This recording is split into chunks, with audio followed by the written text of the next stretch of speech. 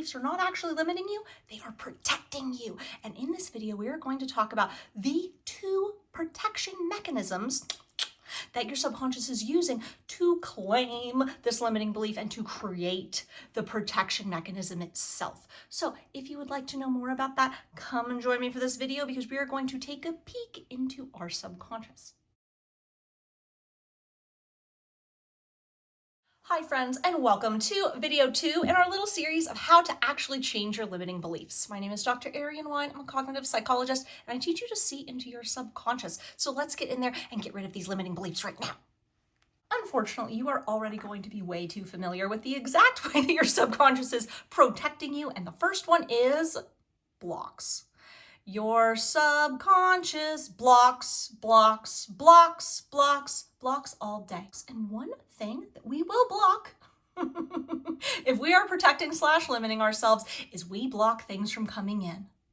We don't let in the love, and we don't let in the money, and we don't let in the compliments, and we sure as hell don't let in the gifts. That is one of the main protection mechanisms, and it can suck so much, and it can be just as confusing at the same time. Like, why was it so hard for you to accept that compliment? Why do we shrink when someone tries to offer us more money? Why don't we feel like we deserve that gift? And why does love coming at us feel like a threat? Now, I know those are 4 major categories of limitations, and there's a lot of different information about how to tackle each one, but one second, we're not talking about the specifics. We're talking about the defense mechanism. The defense mechanism is simply to block. Don't let it in. And this shows up in all kinds of ways. For example, us just not going places where we could receive a compliment, us not looking nice because that might mean that we get a compliment, us not going to the place where the gifts are going to be, or asking for the promotion, or showing up for love. Or it can show up as us literally shutting something down that is good in real time. The point is, as I said, you're going to be way too familiar with this, and this is one of the major ways that your subconscious will defend you. It just won't let things in. Now, why is this a problem? Because if it is a true defense mechanism and not a boundary, if it's a healthy boundary, fine. You're bouncing out shit that doesn't belong and you're letting in what is good. But if it is a defense mechanism, guess what it's doing? It's keeping everything out, honey. Everything that could even evoke the feeling of that original pain, which you probably don't even remember anymore. And the second defense mechanism that your subconscious can and will and does use against you and all of your limitations,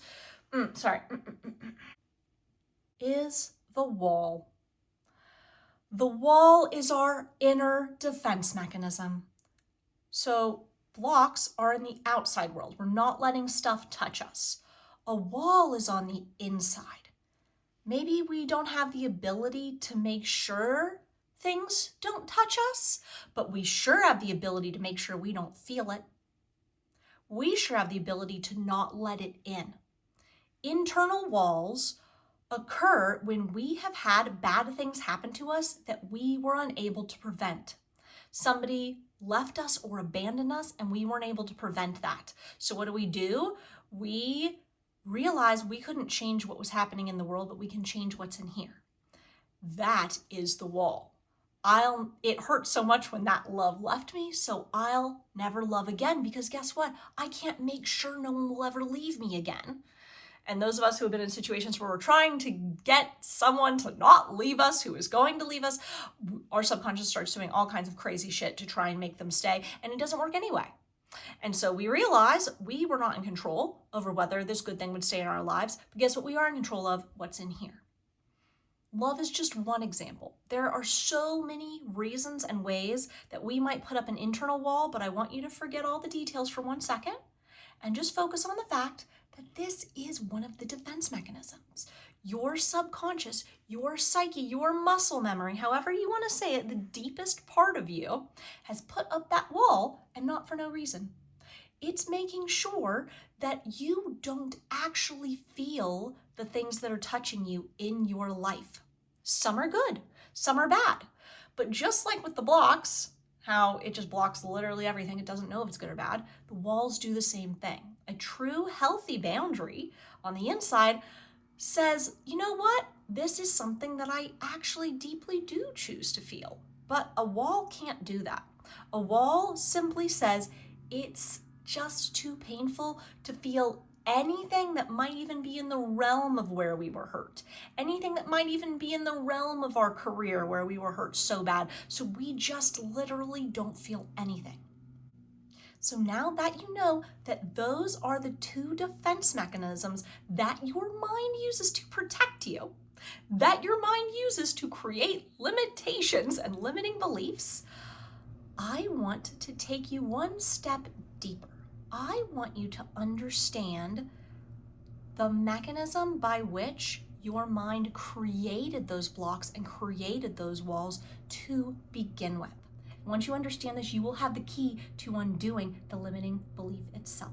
So come join me for the next video in this series where we're going to go deep and understand exactly what the hell the subconscious even did to begin with to create its protection mechanism so we can get that thing off of you. All right, come join me and I will see you in the next video.